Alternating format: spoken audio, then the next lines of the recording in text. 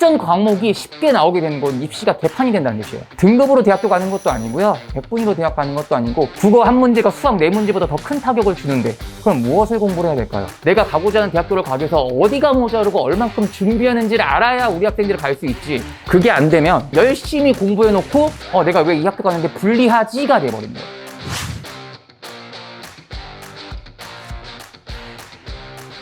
다들 만나서 반갑습니다. 네, 저는 지금 현재 이돌 스파르타에서 우리 학생들의 입시를 책임지고 있는 이돌랩의 이상목 수장이라고 합니다. 만나서 반갑습니다.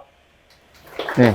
이제 수능이 이제 40일도 남지 않은 시점에서 우리 학생들 대부분 이 입시라고 하는 것들이 수능이 끝나고 난 다음에 시작을 한다라고 생각을 할 수가 있는데 사실은 그게 아니라 수능 전에 마지막으로 내가 어떻게 마무리를 해서 내가 준비를 하고 내가 수능 때 어떤 결과가 나오더라도 내가 어떻게 대처를 해야 할지 그리고 최종적으로 내가 지금 가고자 하는 학교 수준 그리고 목표로 하는 학교 수준에 내가 도달하기 위해서는 어느 정도가 필요하고 있는지를 알아야 됩니다. 1년에 단 한 번 있는 시험에서 그날 컨디션이 좋지 않은 상태에서 보는 경우들도 있고 내가 국어 시험 풀다가 비문학에서 지문 하나 말리면서 뒤에 영향을 미치는 경우도 있고 수능 이전에 내가 어떤 식으로 준비를 해야 내가 수능 시험장에서도 당황하지 않고 할 수 있을지에 대해서 알려드리도록 하겠습니다. 지금 보시면 이 수능 원서 접수 인원은 화작이 70%, 한 엄매가 30%, 그 다음에 확통이 53%, 미적과 기하를 합쳐서 한 47% 정도 됩니다. 실질적으로 엄매를 많이 바꾼 친구들도 있긴 하지만 그냥 재수하는 친구들이 그냥 엄매로 시작하는 비율이기 때문에 그런데 아마 제가 3월달부터 제가 라이브를 통해서나 입시 콘서트를 통해서 화작 최상위권을 지원하는 친구들한테는 제가 계속 엄매로 바꾸라고 얘기를 했었는데 일단 그거에 대한 결과물에 대해서 이따가 설명을 드리도록 하겠습니다. 그 다음에 수학 같은 경우도 확통 비율이 조금 줄었다라고 생각을 해주시면 되고요. 작년 나영 응시자가 67%였는데 올해 확통 응시자가 53%라고 하는 거는 생각보다 과탐 응시자의 4분의 1이 나영 과탐이었습니다. 근데 올해는 이제 그런 나영 과탐 애들이 그냥 미적이나 기하를 선택하는 경우가 되었다라고 보시면 될 것 같아요. 그래서 아마 올해 확통하는 친구들한테는 굉장히 수학이 어렵고 힘든 구간일 텐데 그래서 수학은 더욱더 전략적으로 할 수밖에 없다. 내가 맞아야 된 점수를 세팅을 해서 절대 욕심 부리지 않고 내가 갈 수 있는 대학 라인을 잡고 가야 된다는 겁니다. 뭐 예를 들면은 올해 수학 84점 맞아도 의대 갈 수 있는데 굳이 수학 88점, 92점 맞추려고 애를 쓰다가 국어 과탐 망해서 의대를 못 가는 친구들 제가 부지기수로 봤거든요.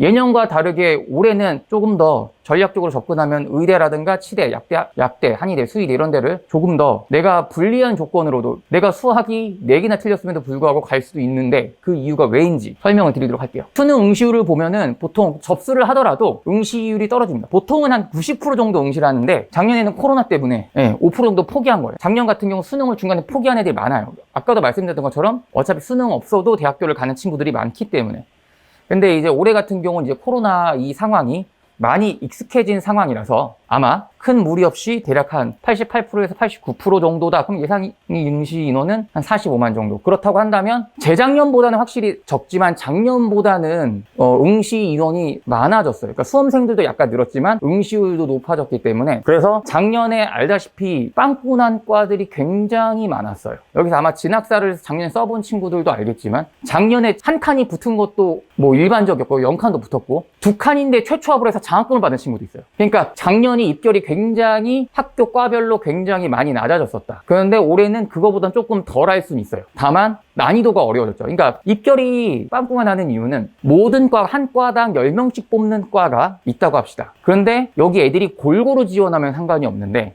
수험생이 감소했어요. 근데 모든 과가 골고루 감소하는 게 아니라 특정 과는 몇몇 과들은 유지하거나 오히려 지원자가 늘어요. 학생 수가 감소하는 것뿐만 아니라 지원이 적어지니까 훨씬 더 입결의 감소폭이 드라마틱하게 나타납니다. 즉 실질적으로 합격한 과가 폭발이 한 2-3개 난다. 그럼 2-3개의 폭발이 나면 4-5개 과가 빵꾸가 나게 돼요. 정시 모집 인원 보시면 사실상 엄청나게 늘어났는데 건국대 같은 경우에도 저게 보면은 168명이지만 증가 인원으로는 15%고요. 고려대학교 같은 경우는 636명이 늘었지만 증가 인원으로 따지면 70%가 늘은 거예요. 모집 인원이 증가한 거는 올해가 특히 많이 늘었거든요. 올해는 수시가 직유지 생기면서 특별히 수시 지원자가 늘었어요.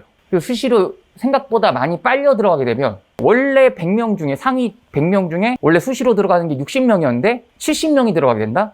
그러면 누백에 대한 예측 자체가 틀리지 않았음에도 불구하고 입결이 뚫리게 될 수밖에 없다. 수능이 어려우면 어려울수록 더 그럴 수 있어요. 일단 이번 국평이 좀 쉬웠잖아요. 만약 수능 때 어려워졌다. 제 수능 때를 저는 이제 02년도 불수능을 경험했을 텐데 그때 상위 예를 들어서 400점 만점에 350점을 모든 업체에 예측을 하고 5,000명 정도 했는데 실제로 2,000명밖에 없었어요. 어떻게 됐을까요? 모든 과목으로 5등급 깔았던 친구가 연대 공대 합격합니다. 연대에 지원한 모든 학생이 합격했어요. 원점수로 따지면 400점 만점에 290점. 모든 과목을 72점을 깔아놓고 연세대학교를 들어와. 왜? 위에서 예측을 못했잖아요. 그러면 그 아래 애들은 자기가 연대 점수가 안 될 것 같은 게 안 쓰잖아요. 지원자들의 풀이 점점 줄어들더니 그냥 마지막에 아무 생각 없이 던진 애들이 합격합니다. 그런 것들을 잘 활용할 수 있으면 우리 학생들의 결과가 조금 아쉬워도 붙을 수 있다라고 생각해 주시면 돼요. 그 다음에 이제 구평에 대한 분석을 간단하게 하도록 할게요. 보시면 화작 선택한 학생들은 안타깝게도 다 맞았음에도 불구하고 124점이 나왔죠. 제가 이제 엄매랑 화작 이제 점수별로 좀 비교를 했는데 똑같은 98점인데도 불구하고 표준 점수가 126, 125점에 갈라진 구간이 있습니다. 엄매를 틀렸냐? 공통을 틀렸냐? 실질적으로 선택을 틀리는 것이 공통을 틀리는 것보다 유리합니다. 대부분 그런 이유가 뭐냐면 공통에 비해서 선택이 평균 점수가 더 높아요. 그러니까 선택의 편차가 더 적은 거죠. 왜냐면 선택은 애들이 어지간하면 다 맞거나 한두 개 틀리거나 이렇기 때문에. 그래서 선택의 편차가 좁다 보니까 실질적으로 공통 1점과 선택 1.3점 정도가 대응을 하게 됩니다. 그러니까 사실상 이거를 좁히기 위해서 이번에 평가원에서 공통을 좀 의도적으로 좀 쉽게 냈습니다. 왜냐하면 공통이 어려지면 어려질수록 그 편차가 벌어지게 되면서 실질적으로 지난 6평 때는 극단적으로는 실질적으로 엄매가 83점까지 1컷이 나왔거든요. 근데 화작은 1컷이 91이었어요. 그러니까 8점 정도가 차이가 난 거, 원점수가. 그냥 다 맞으면 되는 거 아니요가 아니라 실질적으로 이번에 쉽게 냈음에도 불구하고 엄매랑 화작이랑 3점 차이가 났다라는 거. 이번에 수능 때 조금 더 어렵게 나올 확률을 감안하면은 4.5점이 차이가 날 텐데 그렇게 된다라고 하면은 그 표준 점수 4.5점, 극단적으로 6점 정도가 되는 거는 정말 최상위권에서 뭐 의대를 지원한 학생이라든가 문과 학생들 중에서 서울대를 지원한 학생들한테는 거의 지원이 불가능한 상황입니다. 선택한 학생들이 보통 선택 과목을 먼저 푸는데 제가 아까도 말씀드렸던 것처럼 공통의 한 문제하고 선택의 한 문제의 가치를 따졌을 때 공통의 한 문제가 더 큰데 우리 학생들 선택 풀다가 공통을 놓치는 건 더 뼈아픈 거예요. 공통부터 먼저 풀어야 돼요. 그 대신 나의 선택 푸는 시간을 정확하게 알아야 됩니다. 내가 만약에 화작 푸는 시간이 15분이 걸린다. 그러면 내가 공통을 9시 40분까지 먼저 풀고 난 다음에 그 전에 다 풀면 그냥 화작 풀면 되고 그 전에 내가 9시 40분까지 풀었는데도 그때 뭐 한두 문제 못 풀었으면 그때 넘어가서 그때서야 화작을 풀고 다시 돌아와야 되는 거죠. 어렵게 나올 거라는 것을 준비를 하고 그거에 맞춰서 연습을 해야 된다. 과하더라도. 그래야지 나중에 정말 어렵게 나왔을 때 조금 더 당황하지 않을 수 있다라고 생각해 주시면 될 것 같아요. 수학 같은 경우는 뭐 알다시피 미적 만점, 기하, 확통 만점 이렇게 되죠. 공통 점수 차이에 비해서 선택 차이가 별로 안 나기 때문에 이거를 좁히기 위해서는 공통을 어렵게 낼 수는 없고 결국 선택을 확통을 어렵게 낼 수밖에 없다. 그래서 조금 확통하는 친구들은 조금 확통을 조금 어렵게 공부하는 것도 나쁘지 않아요. 오히려 확통을 조금 더 어렵게 준비하면은 문과 친구들한테는 표준 점수가 지금 6점 정도 차이가 나는 게 3점, 2점으로도 줄 수도 있다라고 생각을 해주시면 될 것 같아요. 그 다음에 영어는 이번에 1등급 인원이 그래도 5% 정도는 됐어요. 한국사는 그래도 1등급이 1컷이 40점인데 조금 애들이 한국사를 공부를 많이 안 했나? 물론 한국사가 그렇게 크게 중요하진 않지만 특히 이제 한 4등급 이하부터는 감점이 있는 학교들이 있는데 저렇게만 따지고 보면은 한 50%에서 60% 정도는 감점 당하고 시작할 수도 있다. 정시에서. 그렇기 때문에 조금 준비를 했으면 좋겠다. 그리고 영어 같은 경우는 아마도 지금 생각보다 조금 쉽게 내기가 되게 어려울 수도 있어요. 알다시피 이번에 선택 바뀌고 나니까 난이도 조절이 잘 안 돼가지고 국어 같은 경우는 결국 이번에 1컷이 화작 같은 경우 100점이 나오는 상황이 발생했잖아요. 그렇기 때문에 지금 굉장히 조절이 어려운 상황에서 영어 같은 경우는 특히 메디컬 준비하는 친구들 그리고 문과 쪽에서는 연대나 경희대를 생각하고 있는 친구들 그리고 게다가 올해는 서울대랑 고려대도 고려대 같은 경우는 1등급하고 2등급 차이가 작년에 비해서 영어 같은 경우 3배 정도 증가했고요. 서울대 같은 경우는 1등급하고 2등급 차이는 작년과 동일하지만 2등급하고 3등급 차이가 작년에 비해서 2배 증가했습니다. 제가 방금 이 언급한 학교들 특히 의대 같은 경우 영어 중요하지 않다라고 하는 친구들이 있는데 그거는 서울대, 가톨릭대, 울산대, 고려대 이 정도 국수 탐에서 안 틀리거나 하나 틀린 애들한테만 해당되는 겁니다. 그냥 1등급 한 중반 정도 나와서 의대를 노리는 친구들한테는 특히 영어가 치명적이다. 혹시라도 구평처럼 국어가 쉽게 나온다? 그러면 영어 2번 영어로 대학을 가게 되는 사태가 발생한다라는 거. 국어랑 수학, 그리고 영어에 조금 신경을 써서 사탐, 과탐 좀 난이도 조절이 잘 안 되는 것 같고 사실은 올해 변환 표준 점수가 어떤 식으로 나올지 모르겠지만 아마 특별히 과탐이나 사탐에서 어렵지는 않을 것 같긴 합니다. 그 다음에 이제 정시 지원 전략에 대해서 조금 알려드릴게요. 이제 구평처럼 수능이 나온다라면 어떨지를 한번 시뮬레이션을 돌려볼게요. 올수이란 친구랑 이상목이란 친구가 있습니다. 이 아래 학생은 국어, 수학이 표준 점수가 124, 133이 나왔어요. 저기 있는 친구는 국어가 4등급이에요. 그런데 중요한 건 우리 학생들이 뭐 문과가 됐든 이과가 됐든 서울 쪽에 있는 서울대, 연대, 고대부터 해서 서성한, 중경예실, 건동홍 이 학교들은 표준 점수로 대학을 갑니다. 이 두 개 표준 점수 합은 257이고요. 이 두 개 표준 점수 합은 260점입니다. 사실상 이번에 국어가 쉬웠기 때문에 국어에 변별력이 없으니까 국어가 4등급임에도 불구하고 이 친구보다 이 친구가 더 높습니다. 우리 학생들이 상담할 때 저 국어 수학 1등급인데 어디 갈 수 있을까요? 저 국어 4등급 수학 1등급인데 어디 갈 수 있을까요? 굉장히 등급으로 우리 학생들이 스스로 평가를 하는데 국어와 수학의 점수의 조합이 어떻게 되는지, 이 친구는 평균 백분위가 96이고 이 친구는 평균 백분위가 86인데도 불구하고 이 친구는 연고대를 가고 이 친구는 연고대를 못 가요. 그렇다고 한다면 내가 공부를 할 때 이번에 국어 망친 애들도 전혀 문제가 없는 거예요. 이런 식의 조합이기 때문에 결국은 표준 점수를 반영하는 학교에서는 내가 어려운 과목 시험을 얼마나 잘 보냐가 관건이에요. 2019학년도에 인제대학교 의대가 수학이 4등급짜리가 들어갔던 이유는 빵꾸가 나서 들어간 게 아니라 국어가 압도적으로 어려웠는데 국어를 표준 점수가 148점이 나왔기 때문에, 그리고 선택 과목이 생지였는데 생지를 하나밖에 안 틀렸기 때문에 들어간 거예요. 그 친구는 수학이 4등급이어서 평백으로 따지면 90 정도밖에 안 됐고요. 그리고 백분위를 반영하는 조선대, 계명대, 영남대 의대식으로는 누적 6%에서 8%였지만 표준 점수를 반영하는 인제대, 원광대 의대식으로는 상위 누적 0.5%였습니다. 등급으로 대학교 가는 것도 아니고요. 백분위로 대학 가는 것도 아니고 각 학교별로 표준 점수의 조합이 중요하다는 거예요. 그냥 막연하게 생각을 하고 공부를 준비하는 것이 아니라 분명히 내가 여기서 수학하고 과학이 있을 때 내가 가고 싶은 학교는 수학을 한 문제를 맞는 것보다 과학 한 문제를 맞는 게 그 대학교를 가는 게 더 유리한데, 수학 한 문제를 더 맞기 위해 걸린 시간은 100시간이고 과학을 한 문제 맞기 위해 더 걸린 시간 10시간이면 당연히 과학 공부를 해야 되는데 우리 학생들은 수학 공부 6시간, 7시간씩 매진하고 있다는 거죠. 내가 수학을 하루에 지금부터 10시간씩 남은 30일 동안 공부하면 92점, 96점은 무조건 될 수 있나요? 아니잖아요. 그렇기 때문에 우리 학생들은 내가 대학교를 가기 위해서, 내가 가고자 하는 대학교를 가기 위해서 어디가 모자르고 얼만큼 준비하는지를 알아야 우리 학생들이 갈 수 있지. 그게 안 되면 우리 학생들은 열심히 공부해놓고 결과도 괜찮게 나오는 것 같은데 내가 왜 이 학교 가는데 불리하지가 돼버리는 거예요. 그러면 결국에는 우리 본인 학생들은 내 점수에 맞게 유리한 학교를 찾는데 그건 나만 유리한 게 아니라 남들도 유리하고, 왜 지금부터 내가 조금 전략을 짜야 되는지, 그냥 집에 가서 밤에 유튜브 볼 시간에 다른 거 커뮤니티 같은 거 할 시간에 차라리 내가 가고자 하는 학교 입시광을 한 번 더 보는 게 훨씬 더 낫다라고 하는 거예요. 그리고 이 친구 올숙이라는 친구는 화작하고 미적을 다 맞았습니다. 그리고 이상목이라는 친구는 엄매랑 수학을 1개, 2개에서 총 3개를 틀렸어요.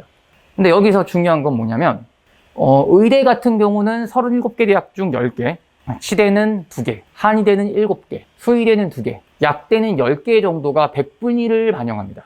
이 학생은 다 맞았음에도 불구하고 백분위 합이 196이에요. 근데 이 학생은 3개를 틀렸음에도 불구하고 백분위가 197입니다. 그러면 혹시라도 이 학생이 영어를 틀리고 탐구를 좀 틀려서 표준 점수를 반영하는 의대, 메디컬을 못 갈 때 백분위로 들어가려고 하니까 국수를 다 맞았음에도 불구하고 이 친구한테 밀리는 거예요.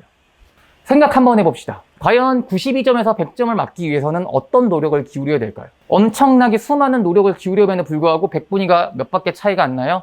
1밖에 차이가 안 나요. 왜? 올해 수학 모집단 가형 13만, 14만 이랬던 것들이 전체 수학 모집단이 40만이 되어버렸기 때문이죠. 분모가 커져서 가형 기준으로는 등수가 얘네에 비해서 엄청나게 떨어져야 될 것들이, 예전 가형 시절에서는 내가 84점을 맞으면 백분위가 89, 88이 나와야 되는데 지금 몇? 96. 그러면 백분위를 반영하는 대학교에서는 서울에 있는 약대 같은 경우 백분위를 반영하는데 거기서는 수학 84점이랑 수학 100점이랑 백분위가 4밖에 차이가 안 나요. 그런데 국어는 화작 다 맞아도 백분위가, 미적 다 맞은 애랑 백분위가 3 차이 나는데, 국어 하나 틀리면 백분위가 7이 떨어지는데, 국어 한 문제가 수학 4문제보다 더 큰 타격을 주는데 그럼 무엇을 공부를 해야 될까요? 특정 과목이 쉽게 나오게 되는 건 입시가 개판이 된다는 뜻이에요. 92점에서 100점 맞을 만큼 공부를 할 거면 과탐이 47, 50이 되지 않은 이상 수학은 92점 이상 의미가 없어요. 내가 수학이 96을 맞아도 과탐이 45, 40 이렇게 맞으면 메디컬 못 가요, 어차피. 메디컬 가는 데서 가장 중요한 건 영어 1등급이고요. 그 다음에 중요한 게 과탐 47, 48, 50이에요. 수학 92점 이상은 필수가 아닙니다. 수학 92점 이상은 의대를 가는 데 있어서 내가 사는 곳에서 거리를 가깝게 할 뿐이지 의대를 가는 진입장벽을 낮춰주는 역할은 절대 하지 않으니까 그 부분은 명심하셔야 됩니다. 그래서 이렇게 되면은 결국 백분위의 조합이 어떻게 되느냐가 굉장히 중요하다. 특히 국어 같은 경우가 쉽게 나오면 이런 현상들이 펼쳐질 수 있다를 기억하셔야 돼요. 그리고 이 친구 같은 경우 이제 진짜 중요합니다. 화작, 확통, 생륜, 윤사라는 친구랑 엄매, 미적, 생원, 화투라는 친구가 있어요. 서울대 문과 기준으로 갈게요. 이 친구는 총 9개를 틀렸고요. 이 친구는 1개를 틀렸습니다. 올해는 알다시피 서울대 같은 경우 탐구를 그냥 생 표준 점수로 합니다. 그리고 국어 1, 수학 1.2, 탐구 0.8의 반영 비율을 가져요. 이 친구는 수학이 139, 이 친구는 수학이 141이니까 2점 차이니까 1.2를 곱하면은 2.4점 차입니다. 이 친구는 탐구 합이 129, 이 친구는 탐구 합이 126, 탐구 점수 차이가 3점 차이니까 0.8을 곱하면 2.4. 즉, 이 두 학생의 수학과 탐구의 환산 점수는 동일합니다. 근데 이 친구는 국어가 124, 이 친구는 국어가 125니까 이 친구가 서울대식 환산 점수가 더 높습니다. 올해 벌어질 일입니다. 올해 문과 최상위권들이 이과 학생들을 받아들여야 하는 상황입니다. 이게 전 과목 하나 틀렸는데 9개 틀린 학생한테 밀립니다. 이과 학생들 느끼기에 저 성적으로 의대 갈 수 있을 것 같아요? 못 가죠. 과탐을 하나 망해. 저거는 과탐을 안 보는 학교를 가도 못 가요. 이제 저 정도 되면은 메디컬이 안 돼. 메디컬을 가고 싶은 애인데 메디컬이 안 돼. 그럼 무슨 생각을 할까요? 네. 서울대라도 걸어놓고 반수할까? 이런 생각합니다. 우리 문과 학생들 이런 일들이 벌어질 수 있다. 그래서 그런 거예요. 그러면 이런 불리한 부분이 안 나오려면 확통을 선택한 학생들은 그냥 쉽다고 그냥 대충 하면 안 된다라고 생각을 해주시면 되겠습니다. 영어의 중요성. 부평처럼 국어가 쉽게 나오면은 진짜 최악이에요. 그리고 어렵게 나와도 100분위 보는 학교는 더 최악. 100분위 반영하는 학교에서는 올해는 영어회가 더 크게 느껴지는 게 뭐냐면, 왜냐면 수학이 100분위가 안 떨어지거든.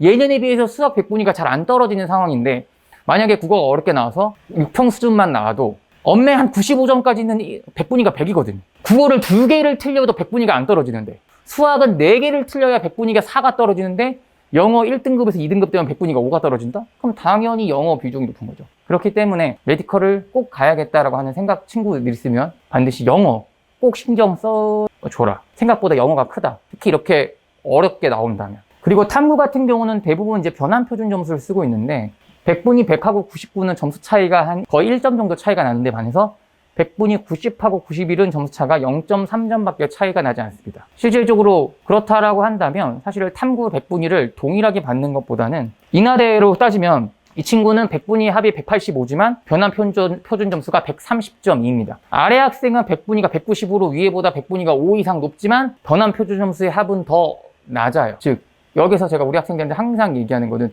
어설프게 탐구 공부 밸런스를 똑같이 하는 게 중요한 게 아니에요. 결국 그러면 지금 남은 기간 동안에선 어떻게 해야 되냐면 내가 잘하고 있는 과목들을 압도적으로 빨리 해서 한 과목을 48점이나 50점으로 만들어 놓은 상황에서 공부 밸런스를 다시 바꿔서 내가 이제 약한 과목을 2를 투자하고 강한 과목을 1로 투자하면서 유지하는 전략을 써야 된다는 거예요. 보통 대부분의 학생들은 공부 시간 똑같이 합니다. 그냥 하루에 탐구 4시간 하면 2시간 하거나 어느 기준을 확 넘기는 어떤 계기가 있어야 돼요. 근데 어설프게 찔끔찔끔하면 절대 벽을 돌파하지 못합니다. 그렇기 때문에 한 과목을 집중적으로 압도적으로 하는 시간을 길러야 반드시 그 벽을 넘어갈 수 있다.